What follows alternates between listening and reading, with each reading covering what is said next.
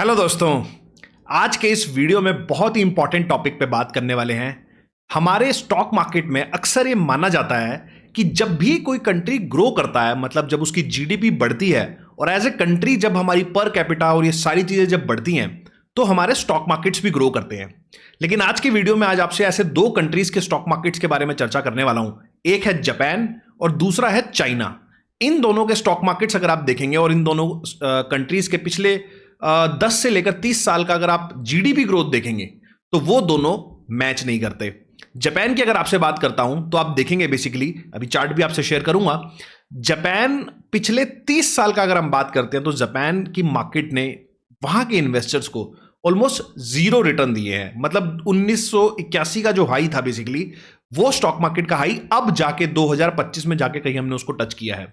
वहीं अगर आप चाइना को देखेंगे, शंघाई करके उसका जो इंडेक्स है बेसिकली, 2008 के बाद अब भी हम उसके हाई के आसपास ही कहीं ट्रेड कर रहे हैं। मतलब वो हाई भी अभी नहीं कटा है। उसकी अपेक्षा में अगर आप निफ्टी को देखेंगे तो निफ्टी में हम जो एवरेज सीएजीआर जो हमारी कंट्री के अंदर आता है कि वो कुछ 12-13% के आसपास आता है।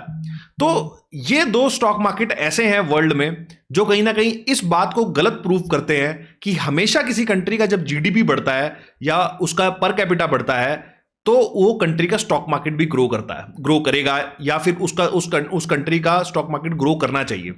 अब एक बार आपको चार्ट शो करता हूं यहां पर, पर्टिकुलरली जापान का चार्ट शो करता हूं आपको। और ये आपके सामने मैंने जापान का चार्ट लगाया है और जापान का आप ये निकाई 225, तो आप देखिए किस तरीके से ये स्टॉक मार्केट 1981 में चलना स्टार्ट हुआ और ऑलमोस्ट 4x कर दिया इसने ये। और 1989 में इसने एक टॉप लगाया है यहां पर, ये इंडेक्स का टॉप है 38,751, और वहां से उसके बाद गिरना स्टार्ट किया। और आप देखिए 1989 से लेकर अब हमें ऑलमोस्ट, आप यहां देखेंगे तो बेसिकली 2025 के अंदर हम अभी खड़े हैं।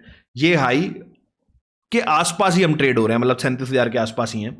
तो ये एक इतनी बड़े लेवल की करेक्शन है, कुछ 35 साल आप देखोगे, 35 ईयर्स हमें हो चुके हैं। इनका इंडेक्स यहां पर हमें कुछ खास रिटर्न नहीं दिया है।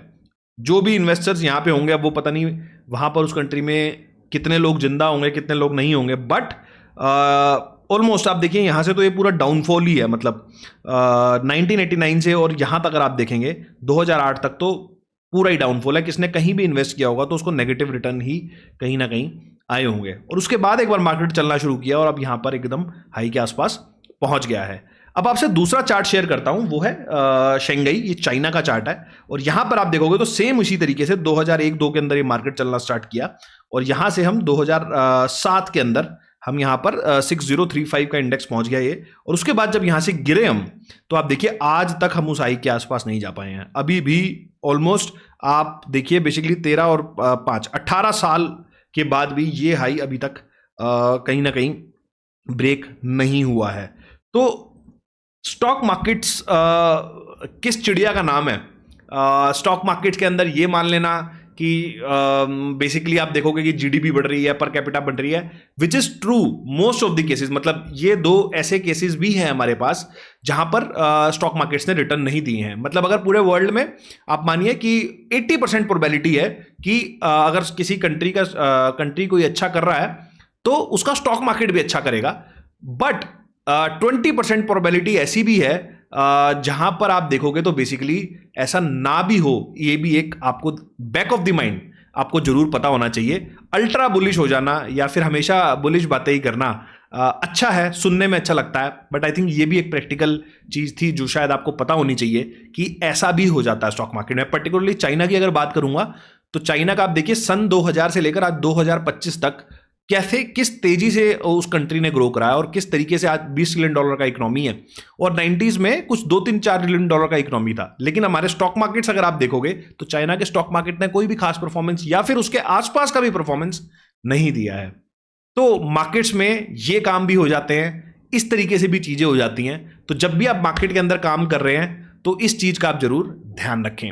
दूसरा एक फैक्टर यहां पर थोड़ा बहुत आप देखेंगे तो बेसिकली करेंसी का भी आ जाता है। अगर मैं 1980s की बात करूं, उस समय जापान का जब ये स्टॉक मार्केट चला था तो जापान, अभी जैसे हम देखते हैं कि बेसिकली पूरी दुनिया के ऊपर कहीं ना कहीं यूएस की एक डोमिनेंस है। लेकिन 1980s में अगर आप जाएंगे तो बेसिकली और आप थोड़ा स्टडी करेंगे तो आपको पता चलेगा कि उस समय जापान की डोमिनेंस यूएस से ज्यादा होती थी, और एक तरीके का था शिफ्टिंग हुआ उसके बाद कि बहुत सारा पैसा जो ग्लोबल मार्केट्स में लगता था, जो जापान के मार्केट में जाता था, वो कहीं ना कहीं यूएस की तरफ शिफ्ट होने लग गया।